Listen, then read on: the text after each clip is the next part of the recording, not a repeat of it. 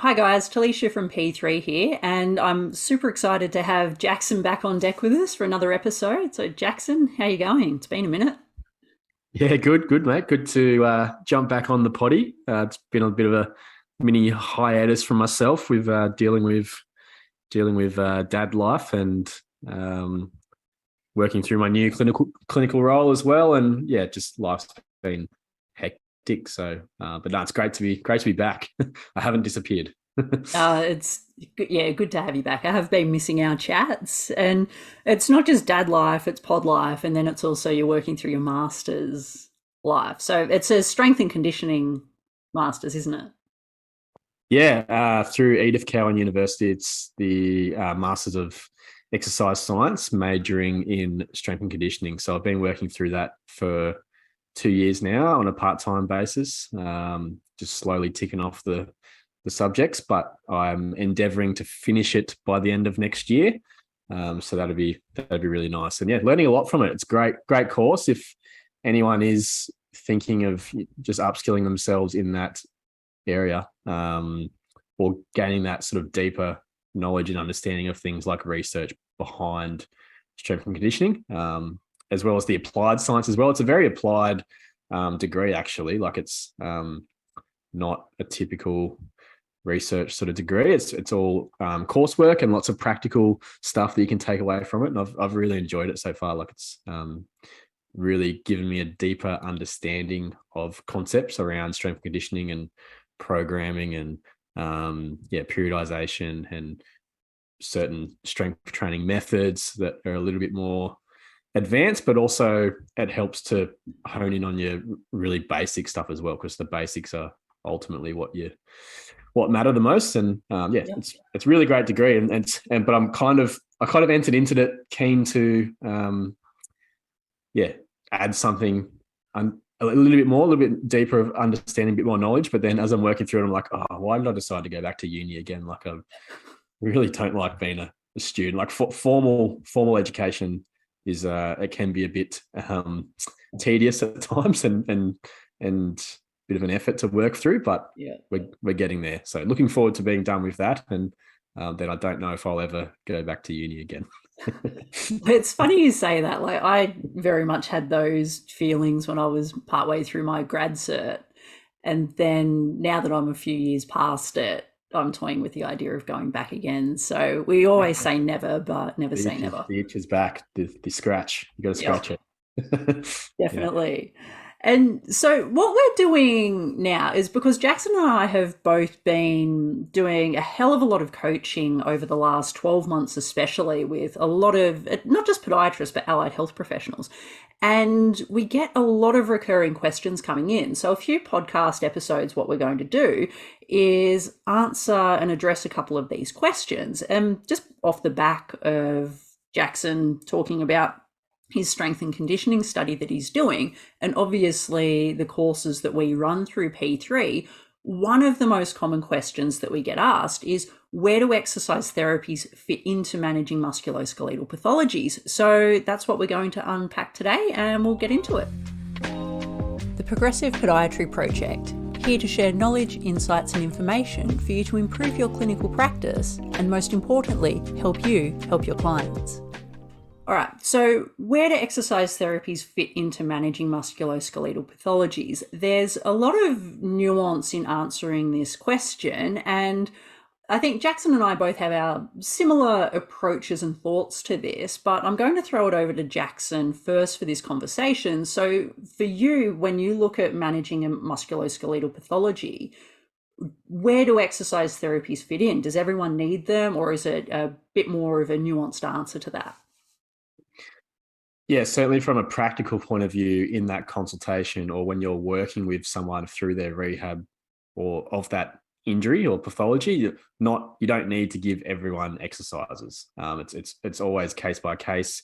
Context is king. Obviously, strength and exercise in general is good for everyone, and everyone and anyone can benefit from it. But as far as helping that specific person with their specific pathology, they may not necessarily need exercise therapies. However, they are an important skill and something good to give to someone. Like, it's really, really important that we are considering exercise therapies. And where do they fit in? I guess when there's a need to improve the capacity of either a local tissue or structure or a system. So whether that be their entire lower limb or their entire sort of foot and ankle complex, or whether it's a specific muscle that has a deficit, when there is a capacity deficit, I think you spoke about before, that's where we need to help by encouraging the person to work through a strengthening program for that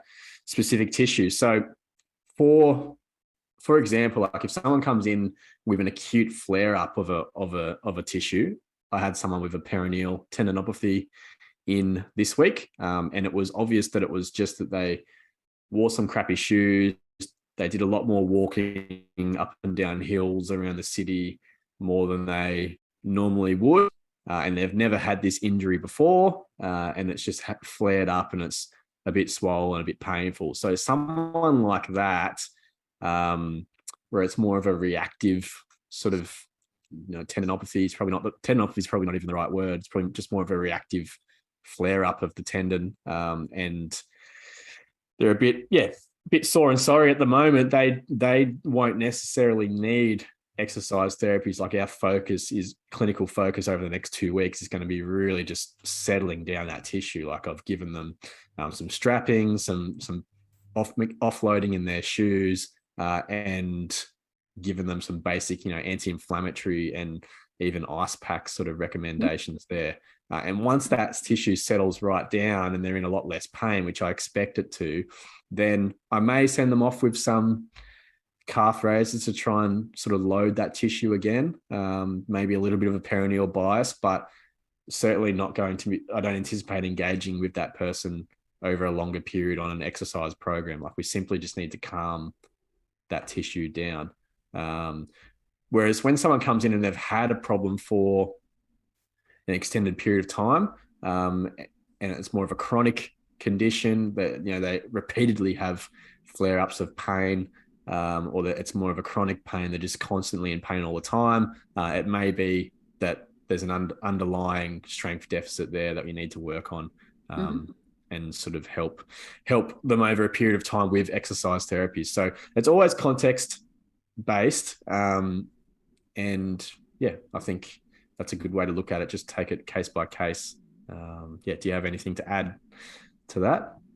A little bit to add, but yeah, I very much agree. Like, I'll use exercise therapies when there's a capacity gap. And for some people, the capacity gap may not become apparent until later on. So if we have someone, and this is where I find it's really important to identify from the patient at the outset of your management plan, that identify what the desired capacity or desired activities are. So you sort of figure out where they want to be, then you do your assessments, history taking, everything like that, figure out where they are starting from. And then in the example of your patient, sometimes it can be, okay, maybe it's just load management and we need to settle things down, and that's our treatment that we need to do. But then if we find that we do that and then there's potentially a gap, so they may have calmed it down, but they can't get back to the mileage that they were after or the intensity that they were after, then that's when I may introduce some exercise therapies. So for some people, exercise therapies for me may come into play during at the initial consultation. And then for other people, it may not be until later on. And it's always, like you said, the context is king. And it's also assessing what's in front of you at that particular point in time. So yeah, I agree with you, and very much how I approach it is just when there's a presenting capacity gap. So obviously when we're tackling musculoskeletal pathologies, starting out with the big rocks is kind of where we go. And the big rocks are our load management, sort of how much mileage are they doing, how much recovery time are they getting between their load exposures, and then specific exercises and tissue adaptations are a little bit further along the path. So if we find that addressing the big rocks isn't enough to address the capacity issue, I guess, then we may look further down the food chain. And I feel that a lot of times, and it's not just with exercise therapies, it can come across all of the treatment interventions that allied health practitioners do, is oftentimes they fall into the illusion of action. So if we use your perineal tendon reactivity or tendinopathy patient that you saw, for some people, they may go, oh, it's a musculoskeletal pathology, I have to give exercises, without considering, oh, do we actually just need to take some load away and settle it down? So in your experience with the coaching that you've been doing with clinicians over the last year or so, do you find that that illusion of action also presents? Yeah, 100%. And definitely, I still fall into that trap as well of wanting to do something or give them something to go away with to help. And obviously my bias is towards exercise therapies and strengthening. So yeah, there's always the itch to give someone some exercises because yeah, it's going to be helpful to them in general, but for their specific injury, it may not be. So I think that's where assessing is important as well. So continue reassessing at each consultation. Like even with my example with the perineal client, because of her flare up in pain, she may now have a really short-term acute sort of reduction in strength as well. So as her pain continues to improve, which I expect it to over the next couple of weeks, I'll then be assessing her perineal and her calf strength to make sure that we haven't lost anything. And if we feel like there is a deficit there, left versus right, then we will, implement some exercise therapies then. So your objective assessment, assessing strength, assessing capacity as you work through someone's treatment plan is important as well. And if at any point you do identify an acute sort of capacity gap, that's when you would potentially introduce some exercises then. Whether it just be for that local tissue or whether it's for the more global system. I definitely wouldn't, like if someone came in with an acute flare up of pain, I definitely wouldn't start talking to them about, their overall global strength and conditioning program. I wouldn't be giving them a whole heap of, squats, deadlifts, lunges, step ups, all that sort of stuff. I'd be just looking at their settling down their local issue, and then we can integrate some of that stuff as we work through it. Hope that was a roundabout way to answer that question. No, it answers it perfectly. And yeah, I think that's a very good approach. Now, just stemming off from that, and again, circling back to the strength and conditioning study that you've been doing, like I know that you've got quite a lot of experience in the S&C world, even the whole time I've known you. So I don't even know how long when you're still at uni. But do you find that there's a difference in the prescription of exercises and the dosages when we're looking at someone for pathology management and returning to function versus the more sort of S&C performance realm? So one question that I had in a coaching call this week was there was a bit of confusion with this practitioner as far as what sort of number of sets and reps do we do when we're, say, rehabbing like an Achilles tendon? Do we want to fall into the lower number of repetitions for, say, strength and power, or do we go for hypertrophy, or do we go to endurance? So my answer was a little bit more so focusing on what the actual desired activity is at the end. And for most people that we see with Achilles and plantar fasciopathy, it's usually returning to walking, returning to running. So unless I'm addressing things and aiming for like a specific power output, or if we're looking to address like their acceleration speed, I tend to just set a higher benchmark as we're looking for a high number of repetitive cyclic loads that you can go through. So most of my goals for the set number of repetitions that we're aiming for is a high number of repetitions at maybe say 25, but it's always, that's the goal, whilst we're also tackling the movement that they want to get back to. So that's a little bit of context for my answer. What's your take on that, like the S&C sets and reps versus prescribing the sets and reps for pathology management? And where do you feel, or is there a difference, do you feel? There is a difference. Fundamentally, rehabilitation and strength and conditioning are different, but they very much can look the same. There's a bit of a nuance there, but when you have an acute injury or we're in that initial rehabilitation phase, I feel as though we can fall into the trap when we do have a bit more of an understanding of, sets and reps to prescribe for strength, power, endurance, that more strength and conditioning lens. When we do have a bit more of an understanding of that, we can fall into the trap of trying to apply that in someone's early rehab when really they just need to get some work into the tissue. And I find that sets and reps don't matter as much in the early stage. So we may, for example, with an Achilles, like I may get someone doing double leg or single leg calf raises, depending on their capacity, and I'm getting them to work towards 25, 30 repetitions, just really, and doing that a couple of times a day, every day, like just trying to get them to get some work into that tissue if we're trying to improve the capacity. But from a strength conditioning point of view, that's not really practical. That's not what you would do if you're working on someone's strength and power and performance. You wouldn't get them doing calf raises for 30 plus repetitions every single day. That's just not practical. They're going to get sore. But early on, you do want to develop that capacity. You can chase it a little bit more. So I feel like the sets and reps early on don't matter as much, but then you do want to start to move once they start to get out of pain and their capacity is improving a lot. You do want to move them towards more some specific strength sort of targets and goals. And that's where you might want to say, okay, now we're working within a rep range of 8 to 12. And so I only want you to hit that rep range. So we have to use a weight that is appropriate for that. So if you're doing easily more than 12 repetitions, it means the load that you're moving is not heavy enough. And we need to up the ante there and chase a bit more specific strength. So I think we can fall into the trap of trying to get someone to do real heavy strength conditioning stuff early on when we just need to get some work into the tissue. Yep.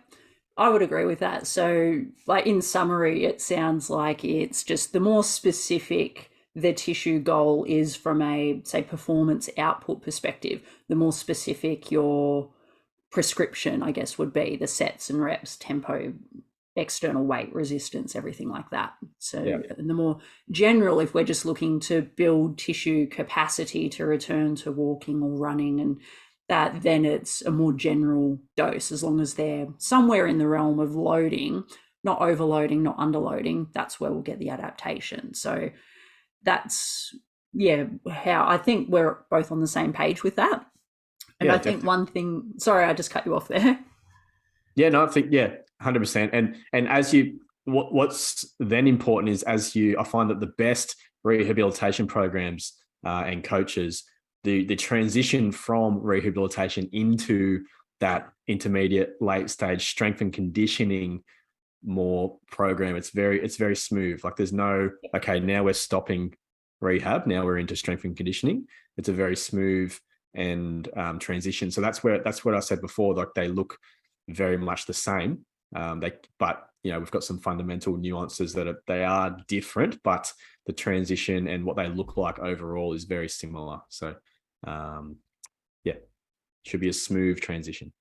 Yep, I agree with that. And that's sort of the tail end of the coaching call I had. How I was describing it to this clinician was, early stage, it's very rehab focused. And then say we're getting into the later stage and we've reintroduced some of the activities that they're getting back to. So it may be running. So we'll use that in this example. So we may have their goal of getting back to running 4 times a week and they want to do their specific session. So maybe a steady state session, a tempo session and whatever. The closer we get to it, their end goal, it might have a week where we've got the days and everything set up as how we want the week to look. But then regressing it back, we may introduce 1 day of that activity and the rehab either side of it to build the capacity. And once they've got some capacity for that, remove a rehab day, introduce a loading day, their normal activity day, and then gradually transition it over. So is that kind of how you approach it as well? Yeah, and it depends who we're working with as well. So if we're working with someone who is an athlete, no matter what the level, and they already have a strength and conditioning program, they're in the gym 2 or 3 times a week, but they have an injury, then they're going to be continuing with their current strength conditioning program anyway, and you just have to work that rehabby stuff around their program. So whereas someone who more, for example, an elderly client who isn't doing any strength conditioning and they have an injury, then that's where you may need to prescribe more of the overall strength program as well, Yep. on top of the rehab. So it really depends on who you're working with and what the context is, whether you're doing all of it and how fast you introduce it, or whether you're just introducing your specific stuff for your rehab around what they're already doing and perhaps modifying their S&C program away from when they're seeing you. But yeah, I think that's important to consider as well. So there's no right or wrong answer. It's always contextual here.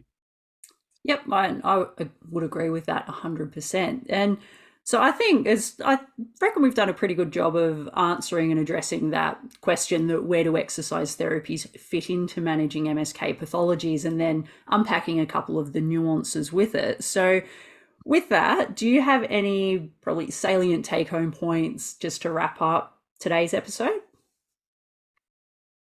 I think